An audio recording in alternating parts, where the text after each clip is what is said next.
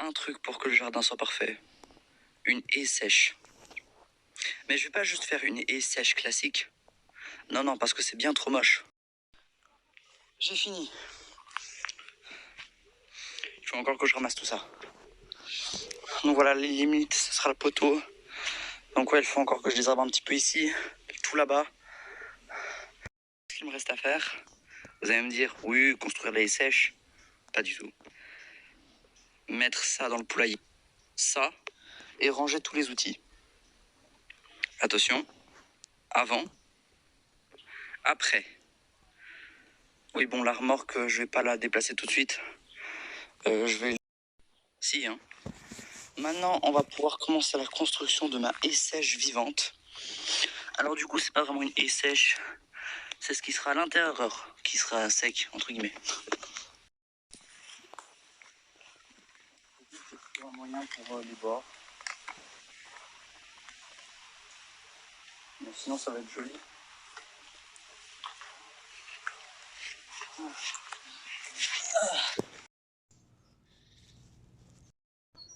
Ma haie sèche vivante, un projet que je filme, qu'on voit les évolutions depuis l'année dernière. Aujourd'hui, il est temps de faire la grande sœur. Et pour faire cette grande sœur, on a un ennemi de taille devant nous. Car là où il y a ces ronces, avant, il y avait un buisson joli, rouge, avec une écorce rouge, qui est malheureusement mort. Et du coup, bah c'est parti pour tout casser. Pour les outils, c'est simple. Pioche, paire de gants et cisaille. Allez, c'est parti. Bon, pour cette haie morte, sans trop vous spoiler, elle va faire une dizaine de mètres de long. Tout simplement. Et en plus, j'en ai marre qu'on entasse nos bouts de bois à différents endroits dans le jardin. Donc là, premièrement, c'est discret. Deuxièmement, c'est écologique. Et troisièmement, c'est un peu plus joli, je trouve, que juste un bête tas.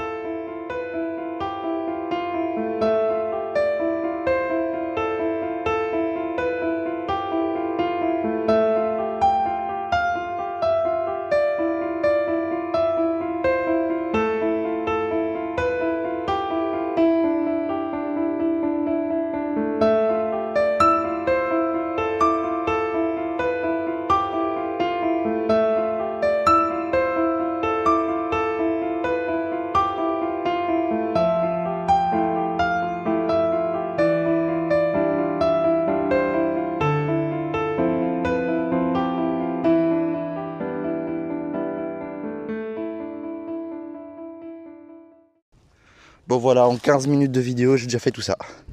Pour vous, c'est 1 ou 2 minutes. 3, 4 peut-être. Donc j'ai déjà dégagé tout ça, j'ai épargné les framboisiers quand même.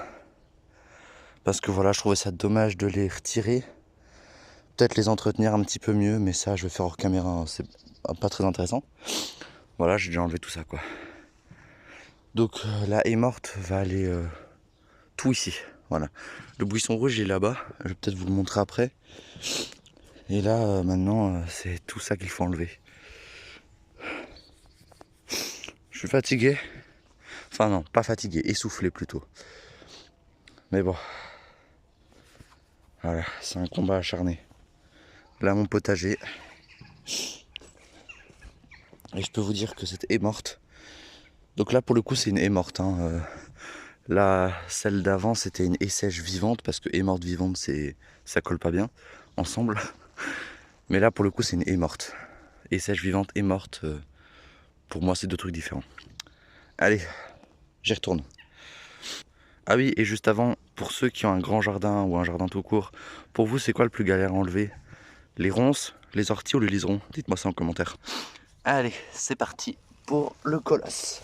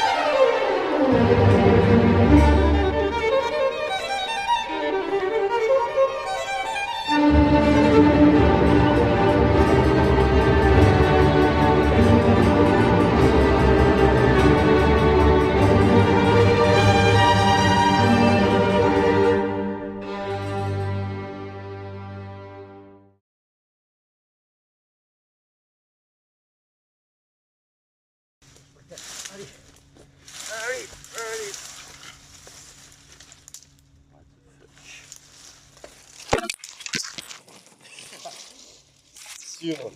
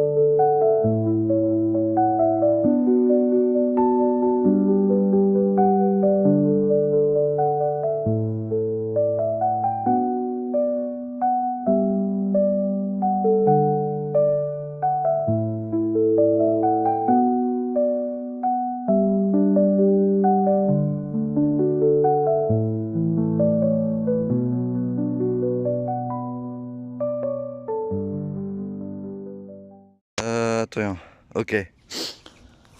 Le projet. Donc là, j'ai commencé à en faire une, près de mon potager. Hein. Le projet, c'est que celle-là, elle va aller en ligne droite jusque l'autre. L'autre est là-bas. Ou pratiquement jusque l'autre. Puis après, on va en faire une parallèle. On va en faire, je pense, au moins 3. Je pense au moins 3 grosses. Et pas une immense. Je pense 3 facilement. Donc voilà, là j'ai commencé. Et puis c'est vraiment défoulant. Hein. Là, ça... Ouais, c'est défoulant et fatigant. De toute façon, il faut enlever toutes les ronces. De toute façon, il faut faire ça. Donc, j'enlève tout, puis après, je construis les haies mortes au fur et à mesure, quoi. Donc voilà, je rapproche la caméra et je continue.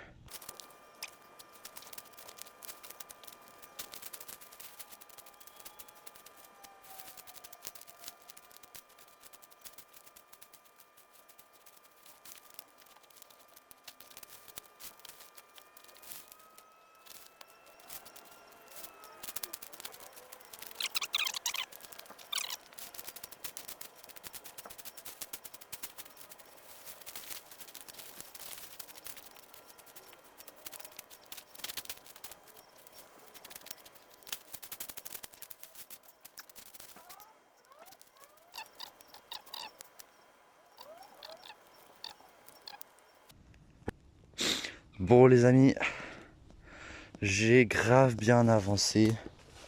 La haie morte là est déjà plus imposante que celle qui est là-bas.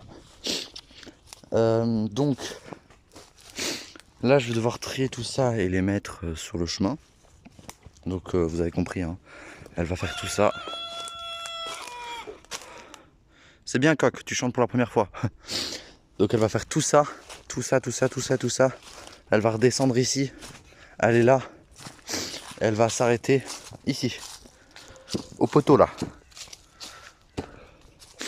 Donc voilà, elle va faire facilement une dizaine de mètres de long. Déplacer tous ces branchages là-bas. C'est ça qu'il faut faire maintenant. Enfin... Mais vous me laissez parler, oui. Et si j'ai pas assez de bois, j'irai chercher dans le poulailler aussi, hein, pour aligner tout ça. Donc voilà. Je suis pas trop fatigué jusque maintenant, ça va. Mais bon, il faut encore que j'enlève tout ça, quoi.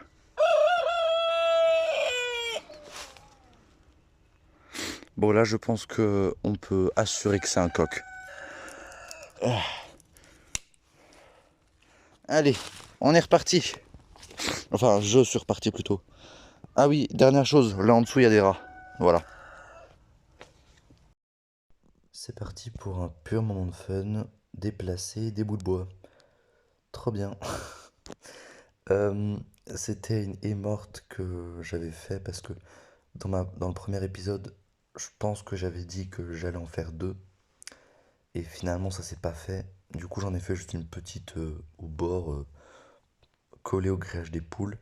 Mais bon, maintenant que j'ai celle-là, elle sert plus à rien. Et pour ceux qui se posent la question, non, je ne vais pas enlever les herbes qui sont par terre, là, qui sont enracinées. Parce qu'à mon avis, elles vont juste s'étouffer sous tous les branchages. Donc, c'est pas forcément utile. Pourquoi s'épuiser quand on n'a pas forcément besoin? Et même si le lierre venait à reprendre et couvrir la haie morte, bah ce serait beaucoup plus joli. Et en plus, ça accueillera beaucoup plus de biodiversité. Donc c'est limite un avantage.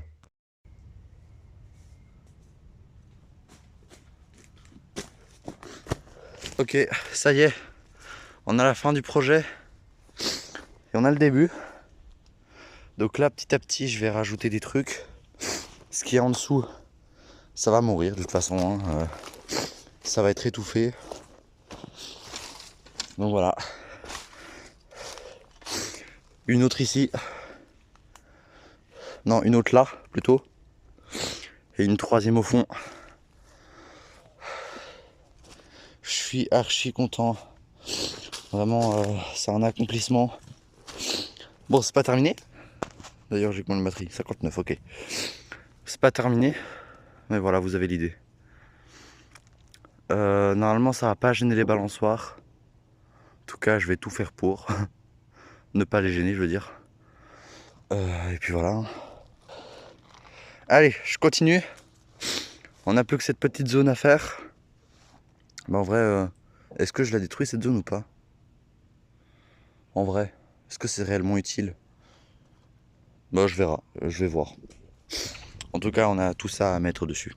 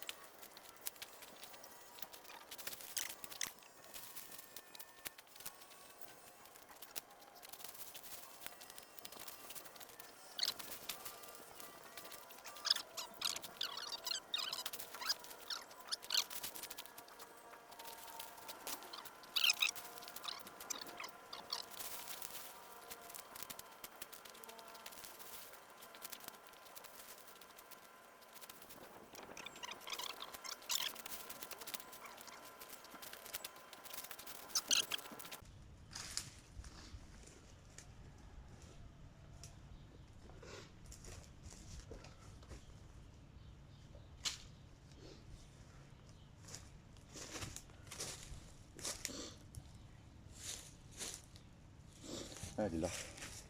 Les amis, le projet prend forme. Regardez-moi ça. C'est absolument super imposant. Bon, je suis pas arrivé au bout, mais on y arrive petit à petit. Attendez une minute. Voilà, nickel. J'avais une écharde, enfin une épine de ronce. Je suis archi content, vraiment, c'est un accomplissement là. Ouais. Je sais même pas quoi dire. Là, s'il y a des orties qui reprennent de là en dessous, vraiment chapeau. Hein. Vraiment chapeau. Et ce qu'on va faire, enfin dans 2 ans, hein, quand ce sera bien décomposé, on pourra planter des courges, des potirons là-dessus. C'est très conseillé. Puis après, on va les laisser se décomposer dessus. Donc voilà, c'est ou bien planter des arbres en plein milieu aussi. Ça aussi, c'est assez conseillé. C'est bien pour l'arbre. Et voilà. Ça lui plaît quoi. Donc je vous montre. Hein, elle va faire tout ça. Tout ça. Elle va s'arrêter ici, au poteau, comme j'ai dit. À ce foutu poteau. Oups, pardon. Je vous ai peut-être spoil un truc. Mais bref. Bon. Moi je continue, hein. J'ai pas fini. Je continue à entasser des bouts de bois. Vous avez compris le principe, je vous passe cette souffrance. Donc à tout à l'heure. Et voilà. Après des dizaines d'allers-retours, voilà ce que ça donne. Malheureusement, pour éviter de faire une vidéo trop longue et pour éviter d'avoir trop de travail, je vais devoir m'arrêter là. Mais les projets de Haie Morte, on les a commencés ensemble.